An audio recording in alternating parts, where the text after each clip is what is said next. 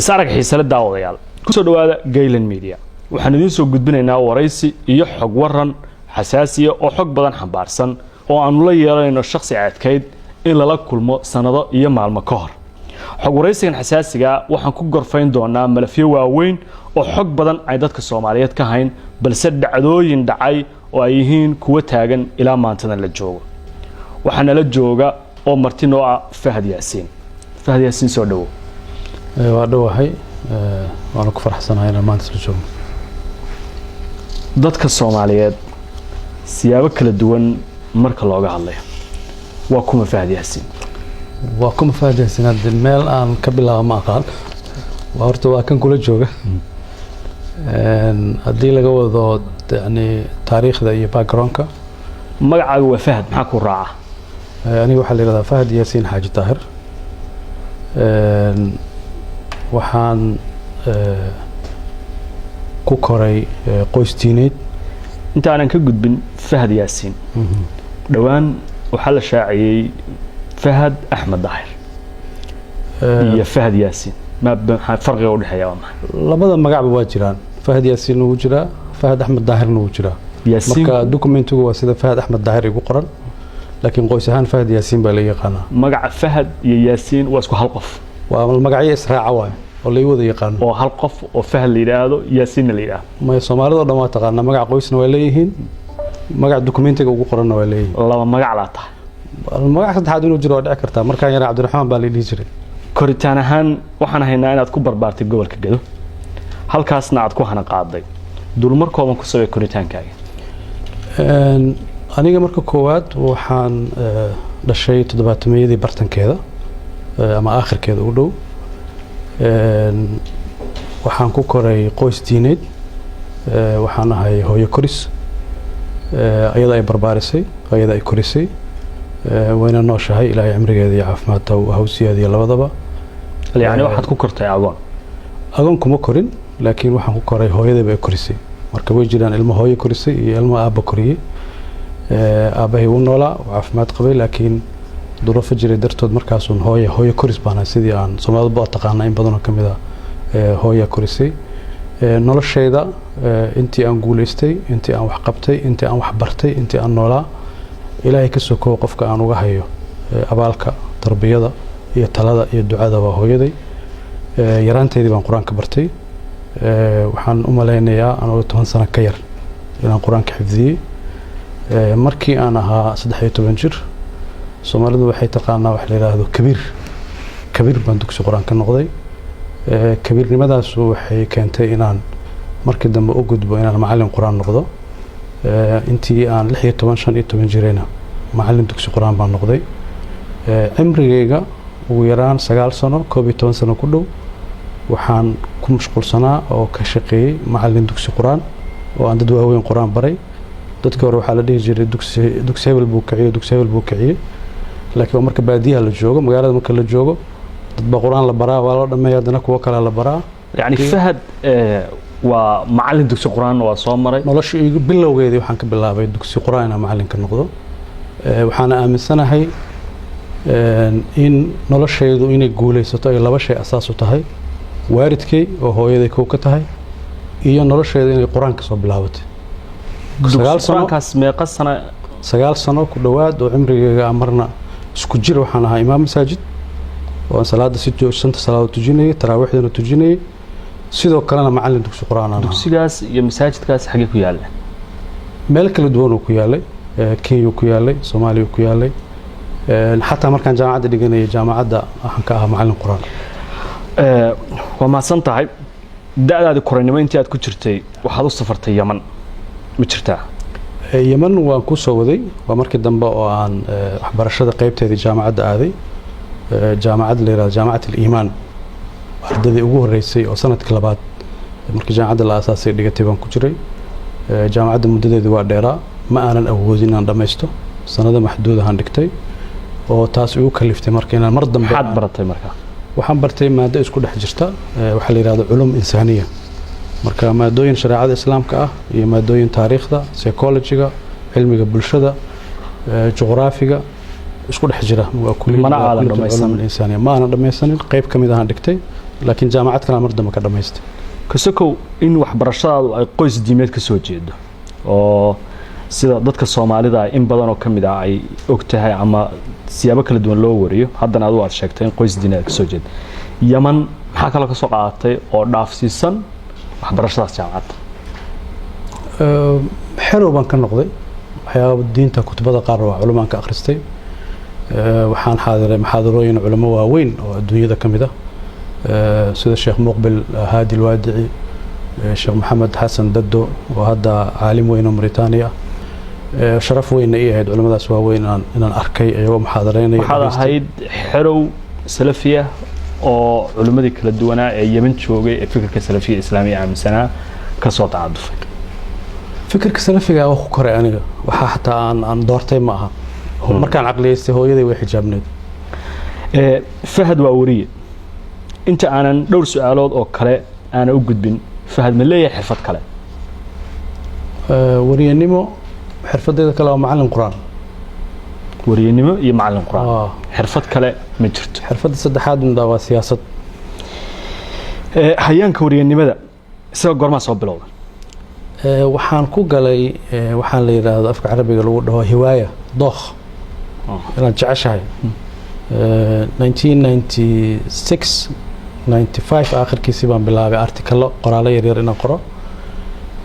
labadii kun markii la soo gaarayna waxaan bilaabay inaan Somali Talk website la yiraahdo aan ka mid noqdo dadkii wax ku qori jiray muddo 6 sano ku dhawna editor baan ka noqday website-da Soomaalida kuwa ugu horeeyay ugu saameynta badnaa buu ahaa cases fara badan difaacay oo sabab u noqday inay Soomaalidu ku baraarugto ay ka mid tahay case-kii badda artikalo joogta baan ku qori jiray oo isniinlaha Fahad iyo isniinta la dhigi jiray oo siyaasadda ku faaleyn jiray ka bacdi waxaan noqday waxa la yiraahdo freelancer wariye xor ah oo aanu noqday BBC-da Carabiga telefishin al-caalam la yiraahdo ilaa hadda jiro Iran ka shaqeeya idaacado fara badan oo ajnabi ah joornaal carabi aan wax ku qori jiray sida Quds al-Arabiya Sharq al-Awsat laakiin freelancer ma qasanaad waxaan u ahaa freelancer 2 sano ku dhawaad shirkii waxaan ka fargareeyay Suudaanta ay ku wada hadlayeen Neefasha oo ay ku wada hadlayeen koonfurta Suudaan iyo Suudaan ay ku dhamaatay markii dambe heshiiskaasna uu dhalay in Suudaan koonfurta ay ka goosato si iyadoo heshiis lagu yahay muddo 2 sano ah BBC-da Carabiga freelancer u ahaa dadkii aad wada shaqaysteen mihnada saxaafadda waxay sheegeen inaad ahayd nin qoraa ah intii aad ku jirtay sidaad ii sheegtay Soomaaliyeedka ayaad wax ku qortay oo muddo dheer faaladiis intii Fahad ka shaqaysay laba telefishin oo kale waad ii sheegtay qoraal dambe ma qortay oo aan ahayn xilligii saxaafadda ee aad halka ku qori jirtay cilmi baaris aan qoray markii aan saxaafadda ka wareegay TV inta aan cilmi baarista aadin ma waxaan wax ku qori jiray oo markii aan heshiis shaqada Jazeera bilaabay waa mamnuuc inaad qorto qoraal contractiga ku jirta qoraal ra'yigaaga ma qori kartid qoraalada aad kaydisay ee ku jira maanta baraha kaydka xilliga aad ku qortay Soomaaliyeedka ka soo qaadanay faaladiis nintahay waxa ku jira maqaalo siyaasadeed oo ka hadlayay xilligaas marxalada taagnaa waxa kamid ahayd soo galitaanka ciidanka Ethiopia ee Soomaaliya waxa kamid ahayd doorashadii dawladda ku meel gaarka ahayd ee Kenya lagu soo dhisay oo aad ahayd wariyaashii tabinay qoraaladaas maanta marka aad aragtid adoo siyaasadda soo galay meel mustawa sare ka soo gaaray dadka Soomaaliyeed loogu hadalhay ma yahay kamid noqday qoraalada marka dib u akhriyay maxaa dareentaa waxa kale oo aan marka kugu siraadinayaa oo ku siraacinayaa qoraalada kuwa Ethiopia ku saabsan maantay dawladda aad la shaqeynaysa xulafo dhow bay lahayd maxaa dareentaa marka waxaan dareemaa inaan aniga ahay wali wax isbedel ma dareemo Ethiopia shalay inay cadow ahayd maantana aad saaxiib iyo xulafo dhow la tahay waxa kala duwan marka aad kaliya fakarayso oo aad qol intaas ku soo xirto ra'yigaaga as xor u sheegaysid iyo marka aad masiir umadeed ka fikiraysid marka aad masiir umadeed ka fikiraysid waxyaabo fara badan ku xukumaya waxyaabo fara badan ku xiraya Ethiopia laftigeedana isbedel baa ka dhacay Ethiopiyadii oo markaas aan nocolka ahayn wadanka soo weerartay dhibaatada u geysatay xukunkeeda meesha waa ka baxay Ethiopia cusub baa timid marka mowduuc gaar hadda ay weydiinaysid ma ogi laakiin wax ra'yigayga iska bedelay ma jiro intii aad ku jirtay saxaafadda saaxiibo badan oo saxaafadeed lahayd oo Soomaali ajaanib kulli isku jirta siyaasadda ma la soo digargotay bas saaxiibadaadii saxaafadda halkii baad ku xirtay haddii dabcan kala shaqaan noqonay qaarkood oo shaqadoodii ku hareen anigana siyaasadii waxay kugu qasbaysaa dad cusub baad la shaqayn doontaa laakiin xiriirkoodii waa hayaa dadkii wanaagsanaa oon saaxiibka ahayn weli saaxiib baan nahay qaarkoodna siyaasadda ila soo galeen ba madaxda ugu sarreysa oo dalka saxaafadda ay ka wada shaqaynayaan oo hebel iyo hebel iyo hebel aan ku dhihi karo fahad wariye qoraal kaliya baahiye ayuu ahaa warbaahin caalami ayuu ka soo shaqeeyay maxay tahay sababta marka uu xilka yimid uu uga dhuntay warbaahintan aqaanaa marka qof warbaahinta yaqaana kuma cararo anuguna markaas dowladda afhayeenna uma ahayn uma qaabilsaneen madaxtooyada afhayeen kama noqonin hay-adihii aan ka shaqeynaya afhayeen uma noqonin sanad iyo xoogaa madaxtooyada aan joogay wixii ka dambeeyana waxaan u wareegay hay-ad sasantiif ah hay-addaasna neejarkeedu sida aan u shaqeynayay baa sax ahayd warbaahintaan aqaanaa maxaa ula jeedaa warbaahinta aqoonta qofka u leh kuma degdego waa wax ummadda nacfigeedana qayb ka ah dhibaatana mararka qaar gaarsiin karta marka neejarkii hay-adihii aan ka shaqeeyey weli waqtiga ugu badnaa hay-adaha amniga aan ka shaqeeyey taas waxaan weli aaminsanahay qof kasta oo sirdoonka qaranka madax ka noqda inuu iska ilaaliyo warbaahinta is aruuriyo si xogtiisa iyo waxa uu ka shaqeynaya u asturaadaan adduunyadana saasay u badan iska ilaaliyo ma waxa loo jeedaa inuu la dagaalamo wallaahi haddii arikoorka hay-adda nabad sugidda intaan joogay baarto wariyaasha lamaanan dagaalamin waa soo dhaweynay saaxiib baan noqon xogta inaad ka xadideen ama laamaha amniga guud ee dowladda haato waliba aragtida adiga ay ka imaanaysa ayaa in badan la sheega oo aan ogaanay dad kala duwan oo xog raadiya warbaahinta marar badan ka cabatay xogta helitaankeedii adigoo la rabay inaad wariyo tahay soo dhaweysatid saaxiib dhow ay kula noqdaan wariyaashu maadaama aad tiimka ka mid ahayd sidaad horey ugu sheegtay سيد أركتها إذا أنت ناس والله كفتن واحد جل أن شجاعة مركي أن ورباهين تجوجي وحان مقلة وحان وقلب سنة مركي أن سردون مقلة وكعر الجري مركي أن سردون كسوء هذينا صحافة دوا كعرنا وارون هذا الكاس لكن لبعض الناتشر وشقدها كل دون وريهون وربور هذه سردون كنا سربو قرية مركي شقدها إذا واحد تهوي سيرين عن قريبة لكن هذي الرمايني ورهلان دي وزارة الفافين تاجرته وزارة الأرماد دي بتجرته هي هذا كل شغل الله وركه قدام تام بجرة لكن ضد إن عدو عرفتي مسكحة إن حكت الدولة القوابة أو 40 تلاقي العالية ولا فاف الريابة إلى هركة إذا أنت هسكتوكته ما يا وحال سكوك قصية إن أنا 40 تسك جابي شقدي عندك وهي درتت هي الدولة دوني 40 تسك جابي سي والله بدو ضد كل دون ما قسم أيضا ولقى ورئيس ما بحس ورئيس وقاعد جري لكن ورئيس أم بحيو مرة إذا عد ورئيس سيوا مرة يعني هالمرة عيد ما حسوس سيدا نوكلا عنو تشوغنو لكن ورئيسي تي في وما أنيق اللي ورئيسانا يكنا أوريه الجزيرة انتهى السنة كشغينيس قيبتا ورارك مركا لغا عليه اسكودر جزيرة لأنه نتواك والها جزيرة شبكة النت شبكة الجزيرة وحاو الشقي تقريبا 12 سنة وحرير وحان كسب بلابي وريه وحان كسب بلابينا نقض مدح حفيزك الجزيرة الصومالية عندنا وحان نقض مدح حفيزك الجزيرة جيسك أفريقيا 7 سنة كبعدي أما 6 سنة يبر كبعدي وحان وريق قيب كلا والجزيرة كميدة لنا مركز الجزيرة للدراسات وقيبت علم باريستا ومركي أوريس اللي سميه إن أفريقيا قارن بريق أفريقيا أنا وكيل وجاها علم باريس حوق اللي بان سمين جرني قارن أنا عن قري جري قارن عن تطوح سار جري هذا إلى آخر كاس إن هذا قفك أفريقيا لا يقاطع معك علم باريس الجزيرة من هذا ظهير كله فهذا حقوق كسبه waxaan la mid ahay dadka kale Aljazeera u shaqeynay ma qof Aljazeera dalacday kaliya dalacay laakiin Afrika Soomaali marka laga hadlayo Afrika laga sii hadlayo waa qof kaliya Aljazeera ah ila mustawaha Soomaaliya waxaan ahaa qofkii ugu horeeyay oo Soomaaliya oo Aljazeera u shaqeeyay qofkii ugu horeeyay oo Aljazeera u shaqeeyay anigu ahaa maybe la abaal mariyay shaqadeeda ay fiicneed wariye ilaa iyo cilmi baaro u shaqeeyay TV-ga Aljazeera ayaa noqotay kadib dawladda Qatar aad ayay kugu kalsoonaatay waxaana noqotay qofka ay kala hadasho malafkeeda ama arrimaheeda ku wajahan Soomaaliya warkaasi ma runba waa goorma ka hadlaysaa markaan wariyaha miyaa ka hadlaysaa mise markaan siyaasadda soo kor wariyanimadaadii markaan ku koobno siyaasadda waanu aadi doonaa laakiin wariyanimadaadu waxaa noqotay gate albaabka dawladda Qatar marka ay doonayso inay ka ogaato macluumaad kala duwan xaalka Soomaaliya iyadoo ay dawladihii dhisan yihiin ama ku meel gaar ah ama dawlad joogta haatee qofka lala xiriiraya inuu faham noqdo saameyntaas sidee fahad ku keen ani ma aqaan xogtaas meesha ka heshay dawladda qatar aniga waxaan kala shaqeynayay aljazeera ee dawladda qatar iska leh ayaga maalgelisa hadda ka hor baan diblomaasi weydiiyey waxaan ku iri inta wariye CNN u shaqeeyo masaafada u jiro dawladda Mareykanka baan u jiray dawladda qatar marka cidaan u shaqeynay aljazeera ahayd not dawladda qatar aljazeera dawladda qatar iska leh hadii CNN ba Mareykan ba iska leh marka qofka CNN u shaqeeyo dawladda Mareykanka u shaqeeya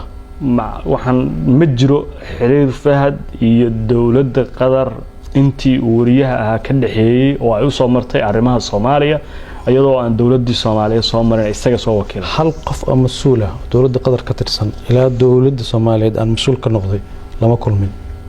weliga lama kulmin waxaan la kulmay waxay ahayd aljazeera iyo cidda madaxda ay ah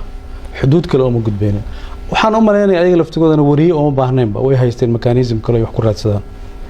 fulay xantis ma mooga Fahad Yaasiin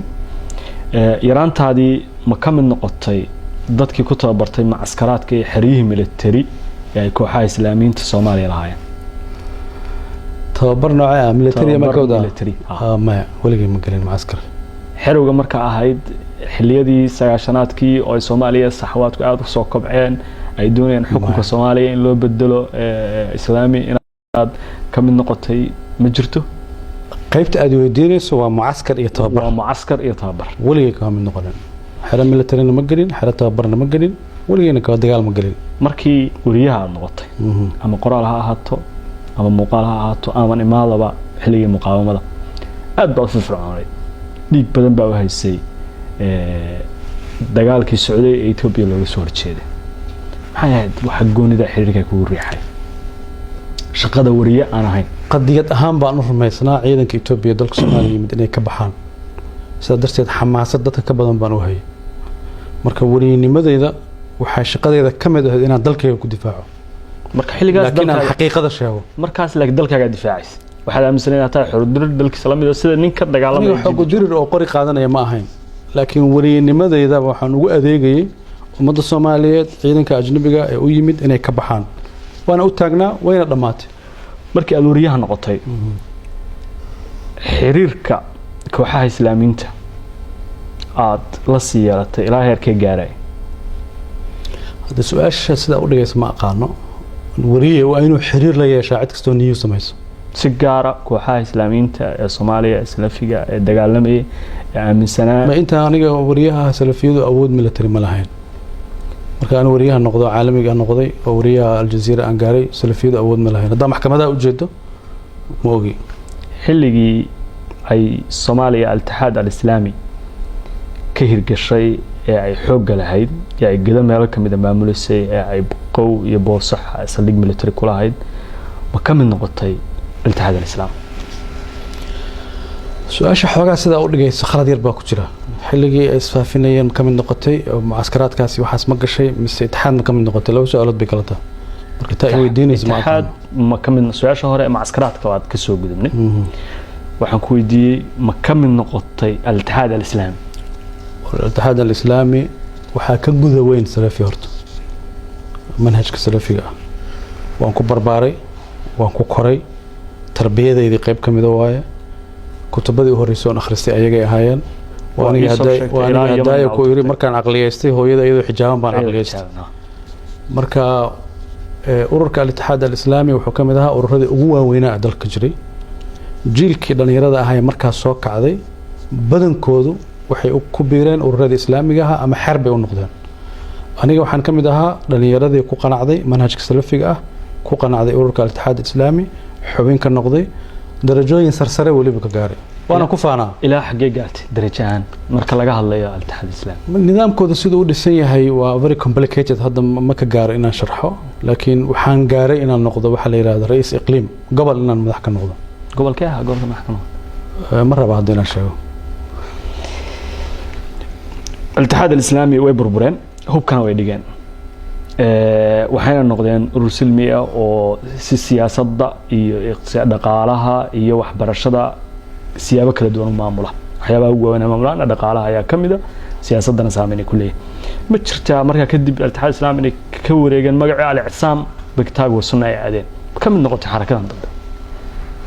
xarakadan dambe lagama mid noqonaynin xubin ahaan يعني nin walba oo itixaad xubin ka noqday laakiin golashu waxay leedahay golo fulineed ay leedahay maya yani waxaan u jeedaa qof kasta oo itixaad xubin ka ahaa markii magaca la bedelay magacaas uu guuri marka aan ixtisaam kuma biirin ee ururkii ba guurayba wuxuuna ka yimid urur tajamuc la yiraahdo oo waqooyiga Soomaaliya ka jiray iyo al-itixaad al-islaami ba isku biiray labadoodii markay isku biireen ba waxa ka dhashay magac cusub oo al-ixtisaam la dhaho markaas ka bacay dad badan baa ka baxay oo urur rag kala furmay kooxo kala soo biiray ay kamid yihiin kooxaha maanta saxwaadka jooga Soomaaliya iyo Islaamiinta markaas aduu meel dhexe istaagtay labada dhinacna kuma dhinacyada kala duwan dhinacna kuma biirin maya ma ay fahmin waxaan ku yiri aniga itixaad baan ku biiray itixaad iyo tajamuc baa isu yimid ixtisaam bay la baxeen su'aasheedu waxa weeye ixtisaam ma kamid tahay maanta mise kamid hadda su'aasha ma furnaba ururkii aan ka tirsanaa waa ixtisaam noqday marka waad ku jirtaa hadda ma ku jirtaa iyo kuma jirtaa uma baahnid Fahad hiwaayadiisu waa maxay hiwaayadeedu waa akhris أنا وحخريو أنا وحبرتو مرة ربنا سيريس هذا مرة والبقى سيريس أنا هذا مرة بجد بنا هاي ولا شيء ضرن مركب واحد بدنا ضدكم يكون مشغولان ما نرجع لي ما نكون مشغوله هي سامر جيسته ما نجيسته بروني ما أنا بروني ما أنا عيارن ولا جاي الله هاي ولا بروني ما تعاون ولا جاي مع عيارن ما ودي جد أنا مرة يلقط كل رفت ما قرنا لكن بروني أملا بسنين ما داونين weligay ma daawanin shaleemana weligay ma galin markaad rabto inaad chance haysatid oo nasatid intii siyaasadda aad ku jirtay maxaa ku nasataa wax ma akhriyaa ama book ma akhriyaa ama article aan akhriyaa wax ma akhriyaa waxaan ugu jeclahay ku raaxaysto waa akhris bookta aad akhridid kuwa ka hadlaya hogaaminta siyaasadda yaa soo dhigataa waxyaabaha ugu badan oo aan akhriyay aniga waa taariikhda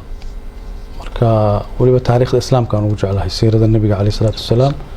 تاريخ الإسلام كسو حكتي الدولة العباسية الدولة العثمانية الدولة الأموية تربية أقوى ناكسن أو سياسات لقد دهان كان وحن واهستا إن تاريخ الإسلام فهد أدب سقري طبعا كستنا إلى صداف مرات دف ينادر أو صورة لقى هالمويان aad ay u adag tahay in la ogaado ama ay adkaatay sawiradiisa oo fasaxa iyo muuqaaladiisa iyo wareysidiisa in la arko maxaa ku dooratay inaad qarisid inaan banaanka u soo baxo muhiimad ay leedahay ma garanayn hadayna waan ku sheegay hay'adda sirdoonka aan shaqeynayay wali waan aaminsanahay qofka hadduu sirdoon yahay inuu is aruuriyo intaadan sirdoon ka noqon ka hor ayaad go'aamisay inaad dhammaan isqarisid sooma maya hadii ani dawladda waxaan u shaqeynayay 5 sanaba kahor dawladdu ma shaqeynin kahor laakiin markaaga hore sawirada iyo macluumaadkaaga way koobnaayeen sooma 10 sano ay ugu dambeeyay soo aniga wariyaha ahaayo 4 saac jaziira ka hadli jiray oo 4 saac wareysi qaadi jiray oo mar walba TV-ga live u soo gali jiray markaas ay isku qariyay baraha bulshada ma isticmaashaa socialka waligay ma furanin waliba fursad fiican aan uga faa'iideysan karo account Twitter aniga aan leeyahay ma jiro account social media oo dhan Facebook aan leeyahay ma jiro waligayna ma furanin wax kasta oo social media oo magacayga ku qoran oo munaasabad fiican uga faa'iideysan karo aniga mali waligayna ma furanin ku tala jirtaa hadda afrat ilaa hadda fikirkaygu wuxuu ii sheegayaa inaan furanin waxaan aaminsanahay qofka maskaxdiisa inuu asaga maamusho maskaxdaadu haddii dad kale kula maamushaan waa khatar weyn sida darteed social media dadka waliba waxaan dhahaa ha ogolaanina in maskaxdiinu shirka noqoto guri furan oo cid walba soo gali karta inay noqoto fahad dadka Soomaalida dad badan ayaa jecel inuu u noqdo qof ay ku daydaan tusaale ahaan marka laga hadlayo qof saameyn badan ama dawlad ha ahaato ama ha ahaato sida uu u dhaqmayo iyo sida marar badan iyadoo aad loo dhaliilayo loo maagayo waxa badan leeyahay haddana qarsada oo aamusa maxay tahay waxa adeegsatid ee gaarka siyaasiyiinta kale ee Soomaalida maanta markii la dhalay Brito waxa laga siyaasiyiin ka jawaab adiga laakiin aamuska maxaa ka faa'iido wallahi dee waxa suuragal ah stiil khibradan saxaafadda u leeyahay inay tahay in la iska daba qayqayli waxa ma soo kordhinayso waxa fiican hadalkaagu inuu munaasabad leeyahay waqti uu ku aadan yahay waqtigaasna uu nacfi u leeyahay qodobka labaad aamuskayga aniga ma ahayn waxa ani kaligay doortay shaqadeeda qayb ka ahayd marka nin sirdoon oo shir jira ay taagan waligeed lama arkin Soomaaliya ka dhici jirtay wax saxana ma ahayn in aan aniga idaacad soo istaago oo aan ka hadlana munaasabadeediiba ma hayninba chief staffka marka aan hayna madaxtooyada afhayeen bay lahayd marka ma jirin sabab inaan soo istaago aan idaacadda ka hadlo waxaan rabaa inaan soo gabagabeeyo qaybta ku saabsan waa kuma Fahad Yaasin su-aasha u dambaysa aan rabaa inaan ku weydiiyo waxa waaye dad badan oo Soomaaliyeed hadday isku dayaan ama dhalinyaro in Fahad uu yahay qof ay hiigsanayaan maxaa kula talin lahay saddex shay baan kula talin lahaa marka koowaad hadafkooda iyo shaqadooda inay islahaato hadafkay u socdaan iyo shaqadooda inay islahaato midda labaad moralkooda damiirkooda iyo shaqadooduna inay islahaato midda saddexaad waalidkiisa inuu ka duceysto hadday nool yihiin su-aal kale ayaa igu soo laabatay waxaa lagu sheegaa nin run badan aamin ah ka go-naansho leh saxda walahi aniga waa sax ma dhihi karo laakiin waa dadaalaa intaan ku dadaali karo waa dadaalaa qofkii aan siyaasad ku ballanno inaan ilaaliyaan isku dayaa waqti badan geliyo xataa haddaan ogahay inaan ku khasaarayo waan raacaa ballantii aan ballan waa inay ugu dhacday marar fara badan dan dad ballan la galay siyaasad la galay anoo og in meeshaas inaanan ku guuleysanayn laakiin shakhsiyadeeda inay ii soo harto waa meesha aan ka dhaho marar badan siyaasadda iyo qofnimadaada iyaysan iska kaa raacin qofnimadaada ha ku harto aad baad u mahadsantahay Fahad Yaasin qaybtii ku saabsanayd waa kuma Fahad Yaasin waan su'aalo badan ka weydiiyay haddaad iyo ogolaatid waxaan jeclahay inaan ka gudbo fadlan una gudbo qayb kale oo ah siyaasadda iyo soo beeritaankaaga su-aasha koobaad Fahad goormuu siyaasadda ku soo beeray والله وحاجة ده ثيري لده صحفية هي سياسة ودرس هذه هذا السياسة ده مسافير بأوجرتها مركا وحي أنك شقينا إنه ورينا إنه دعدوين سياسة ده هيد هذه أنتي سياسة الصومالي أي ساعتين بدن كده وكل حجري مر أرتكل بنك قرية مروة وريني مر سياسيين تان للجوجي لكن هذا تحل دولة ذات قرما قبتي لو كوني تدبي تبانكي ما قبتي وشق الدولة ذات سوق markii kuugu horeysay oo si toos ah aad siyaasadda ula soo fargashid ama waxa Soomaaliga loo Soomaaliyeeyay saamilayda siyaasadeed goormay ahayd waa doorashooyinka u dambeeyay dalka 2012 September waxa la doortay Soomaaliya Xasan Sheekh Maxamed doorashadii ugu horeysay ee Muqdisho ka dhacday waxaan ogaaday macluumaadkuna ay xaqiijiyeen inaad ka mid ahayd dadkii Xasan Sheekh ku qancay inay soo dhisaan oo madaxweyne ka dhigaan oo ololahaas qayb ka noqotay sax miya ololihii madaxweyne Xasan Sheekh 2012 qayb baan ka ahaa lacag aad ka soo qaaday dawladda Qatar in Xasan Sheekh Maxamuud la siiyay oo madaxweyne uu ku noqday 2012 ayaan haynaa macluumaad la xiriira saxba bisama inaad ku qancisay dawladda Qatar inay taageerto madaxweyne Xasan Sheekh si uu madaxweyne u noqdo ma wax xaqiiqa ma waxba marka wariyaan baahaba marka uma baahneen bal lacag laakiin waxa kamid ahayd kooxda ololaha madaxweyne hadii ololaha waxaan uga noqon karaa maskax waxaan uga noqon karaa connection waxaan uga noqon karaa dadka inaan u qanciyo u sheekeeyo oo saaxiibo u abuuro laakiin warbixintaas wax faafay waa Soomaalida dhexdeeda ku faafay xaqiiqana kuma dhisna totally wax ka rub gabiyaha war faafay oo aan salary raad lahayn waa ma jirto هذا وابا كو إريب ورفع فنسل إيراد لهين واي ما أنا أباهنين با لو كشان يتمنكي واحد سكدي دي حل وزيرنا والله مقعاوي رئيس الوزراء كسو مقعاوي وزير بالغو سو مقعاوي وكعود الدارت أيضا برلمان كلا قاري حاول عودة مركز دولة دي جرتي انت أنا الوزير كلا مقعابين أنا وليبا كو احترامايا كنا قدرنا إني وزيري مقعابين وزير كدكدها لي مقعابي حكومة دي وحياة رئيس الوزراء عمر عبد الرشيد حلقاس قناعة السياسية هي قناعة الدولة مركز جرتي اسمه وافق سنين مركا وحن ديدنا واحد ضميركيغا iyo qalbigayga iyo qanaacadeeda ay sarraali ka ahayn inaan ka mid noqdo saasaan uga cudur daartay si ixtiraam leh oo asturan baan uga cudur daartay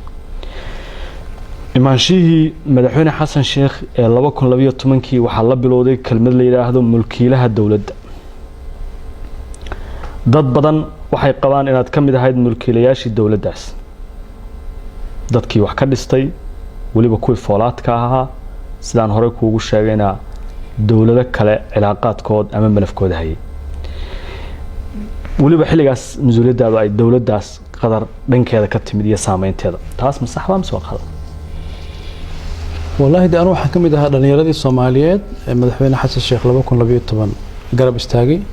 هجان كيس أقبل سنة إنه ضلك هجامي كشقيني دور كأن كلها نواك قتي لكن إن عاد مرضى مسقوتين يا شرتي وزير نوادنا السياسات كنت جدي سان حقتكوا هايو منو شيء كرتها هل يلا بقى وحيابها قناع على أنت كوغن عموي مركي دنبينا الدولة دي كم نقطة مركي هرنا دتك لسه إنها كم نقطة والله هذا ما دام أي تهم مرحلة لصار ضعفي سنة بدان أي كسو وريجين إن الهوس وجود دقة مرة لكن سكون بنكو إلى داي قناعة السياسي جاهد يدمر كيجا يحبكي دولة لماذا مركز لو ما ملاعبك كلا دونا سدرتد وحنكو سمي انسحاب وانك أحبه مدحوين فرماتو أنت أوصل مدحوينها النقن حلقة حسن الشيخ حكومة داسد وزير كديدي inaad ra'iisul wasaare la raadisay oo la u gashay in la magacaabo ay suura gali weeday sida kadibna aad xukuumadda uga baxday taas ayaan haynaa maxad ka leedahay way markaas waxay ahayd turkii koo madaxweyne xasan sheekh la doortay dadkii madaxweynaha u dhawaa qof buu ra'yi qabay oo talada ra'iisul wasaare madaxweynaha la siinayay qofba wuxuu qabay hebel ra'iisul wasaaraha ku haboon hebel baa ku haboon waa sax waa kamid ahaa dadkii aniga kaliya ma ahayn dhowr qof baan ahayn qabay in markaas ra'iisul wasaarihii hore buu ahaa maxamed abdullaahi farmaajo inuu noqdo ra'iisul wasaaraha cusub madaxweynuhuna kuma qancin xaq buu u leeyahay inuusan ku qancin laakiin ka bacdi waa la sii shaqeeyay halka kama soo bilaaban kala tagina siyaasiga waa laga yaabaa inay ka bilaabatay waxa la dhaho dhibic yar oo madow inay ka bilaabatay waa laga yaabaa laakiin ka bacdi waa wada shaqeynay waa ka xaal arintaas waana wada shaqeynay adoo ku qanacsan in farmaajo anigana ra'yi un baan lahaa go'aanka isaga iska lahaa farmaajo markaas waad u ololaysay xaggee ka soo bilowdeen siyaasadahan isbarashadeen madaxweyne maxamed abdullaahi farmaajo dadaan saaxiibanahay baa horta iska haybaray markii uu ra'iisul wasaaraha ahaana waraysi baan marka qaaday laakiin maanan sheekaysanin oo dad shakhsiyan u sheekaysta maana ahayn ka bacdi ragaan saaxiibanahay baa iska haybaray markaasaan sheekaysanay afkaartiisa siyaasiga ah baan ku qancay oo aan dareemay aniga qanaacadkayga iyo afkaartiisa siyaasiga inay iswaafaqsan yihiin dawladdiisii mulkiilaha dawladda mar kale soo laabatay markan haddii fahad 2012 door xoogan uusan lahayn 2017 fahad soo laabtay farmaajona madaxweyne noqday oo uu ololeeyay 2012 wuxuu noqday mulkiilaha dawladda madaxweynayaal hore iyo siyaasiyiin badan iyo shacab Soomaaliyeed iyo warbaahin badan ereyga mulkiilaha dawladda aad lagu wareysay ninka maskaxda dawladda oo ah warkiisa ku kala socoto waxa uu isagu yiraahdo kaliya ay shaqeeyaan aragtaas saad u aragtaa bishaaro waxaan kuugu bishaaraynayaa application-ka Baysi waxa uu ka caawinayaa inaad ehelkaaga lacag u dirto adigoo jooga gurigaaga iyo goobtaada shaqada loo diraha lacagtu waxay ugu dhacaysaa telefoonkiisa gacanta Baysi waxaad ka heli kartaa App Store-ka iyo Play Store-ka fiiri walaalow laba arrimood waaye mowduucaas wax badan baan dad uga sheekay laakiin maanta ugu horeysa amarina public aan uga sheekeyn doono horta ereyga mulkiilaha erey asluubaysan ma aha dawladda in la dhaho qof ba mulkiila ah erey يعني qarannimada iyo jiritaanka ummadda iyo baaxadda dalka uu leeyahay in qof loo sheego xogaa ma haboona waa erey arrintii ka xumahay dad mas'uuliyiin oo waaweyn isticmaaleen oo erey yani aan ku sifeyn kara waaye kuma haboona in dalka iyo dadka la dhahay baa mulkiila laakiin waa cudur siyaasadda dalka muddo dheer soo hayay oo institutionadii in la qofeeyo dawladdii la qofeeyo oo la dhaho hebel waana wax nidaamka xisbiga ahaa iyo xisbiyadii siyaasadda oon hana qaadin baa qayb ka ah in marka waxa la shakhsiyeedayo taas waa mid labaad waxa waaye madaxweyne maxamed abdullaahi farmaajo ugu dhawaatay haday weydiinayso dee khalad ma inaan u dhawaado hogaamiye kasta qof baa saaxiib la ah nabi maxamed calayhi salaatu wasalaam abubakar baa dadka ugu dhawaa abubakar cumar bin khadaab baa dadka ugu dhawaa marka every leader hogaamiye kastoo dunida yimaada qof saaxiib la ah waa jiraa anigana sharaf ay tahay madaxweyne maxamed abdullaahi farmaajo inuu saaxiib iga dhigtay dadka ugu dhow iga dhigtay saaxiibtinimada marka laga tago hawlaha dawladda Soomaaliya ilaa min bilow ilaa min dhamaad oo siyaasiga inaad go'aanka u dambeeya lahayd go'aanka u dambeeya marna ma yeelan karin laakiin waxaan joogay institutionada lagu kariyo go'aanka marna jiif waxaan ahaa madaxa xafiiska madaxweynaha agaasimaha guud ee madaxtooyada shaqadiisa waa taqaana madaxweynaha qofka ugu dhawaa marna waxaan ahaa agaasimaha nabad sugidda ee sirdoonka qaranka waa qofka madaxweynaha shaqo ahaan ugu dhow oo amniga dalka iyo mustaqbalka dalka jaangoyntiisa tala kale marka Fahad Yaasiin inuu madaxweyne maxamed cabdullaahi farmaajo talada iyo siyaasadda processka lagu karinaya qayb ka noqdo xilkayga keenay anu qof ahaanteeda ma keenin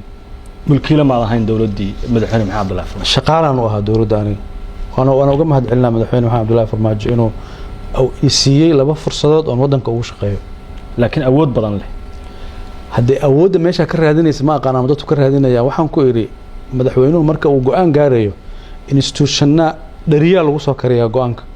sirdoonku waa kuwa ugu muhiimsan adduunka oo dhan dhariyada marka la soo kariyo dhariyada mid ka mid ah madax ka ahaa saa darteed madaxweynaha markaan annaga u geynayna talo waxaan u geynaynaa wuxuu kala doorto tan iyo tan iyo tan baa jirta tan baa tii adiga munaasab kula qaado laakiin intaasoon optionaa jiran warbixintaana jirta marka koofiyadii uu asagu ii geliyey ee ahayd shaqadu i siiyey baa waxay keenaysaa dhariyadii wax lagu karinaya mid ka mid aan ka shaqeeyo awooddaas ma la dhihi karaa Fahad wuxuu adeegsaday dad kala duwan oo meelo kala duwan jooga oo siyaabo kala duwan leh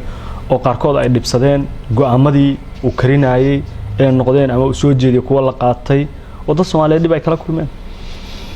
dad Soomaaliyeed dib kala kulmay hadal balaaran waaye laakiin go'aan kasoo la gaaro dad baa dhibsanaya dadkii wadanka dhibaya baa laga yaabaa inay dhibsanayaan dadkii wadanka dhibaatada ku haya dhibsanaya waxaa laga yaabaa go'aanadaas inaad adiga ahaan waad ku faraxsan tahay inaad saad u qaadateen aad soo jeediseen madaxweynuhu qaatay wixii ka dhalanaya inaad saas aad u aragtaan maslaxad haddee waxa aan dalka u joognay waxay ahayd in wadanka loo adeego madaxweynuhuna waa ilaaliyaha dastuurka waa ilaaliyaha danaha qaranka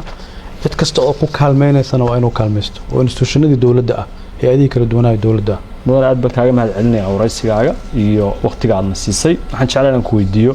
madaxweyne farmaajo markii uu guuleystay waxaad noqotay agaasimaha guud ee madaxtooyada qaranka waa qofka ugu dhow sida aad hadda tilmaantay shaqo ahaan madaxweynaha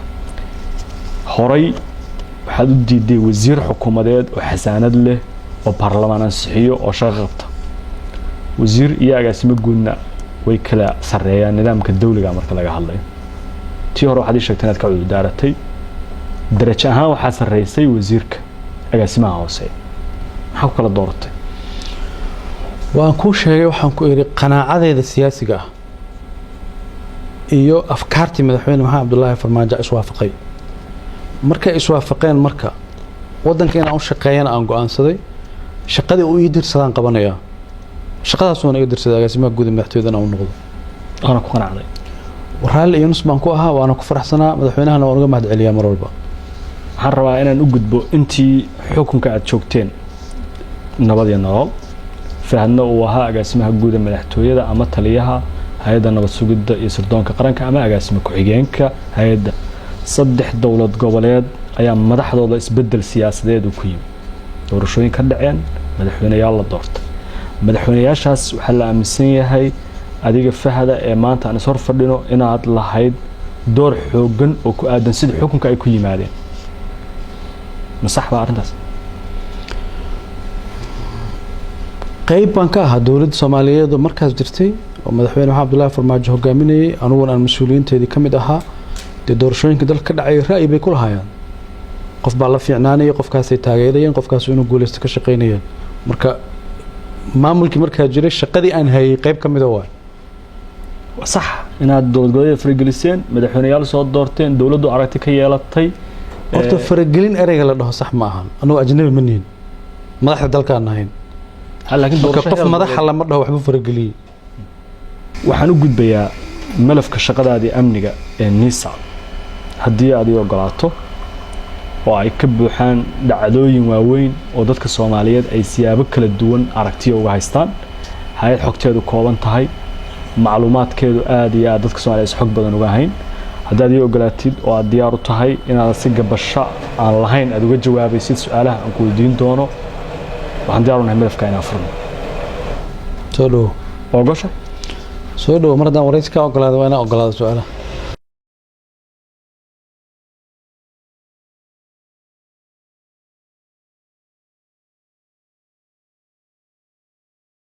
ma jeceshahay inaad barato qur-aanka kariimka ah iyo culumta shareecada ugu kaalay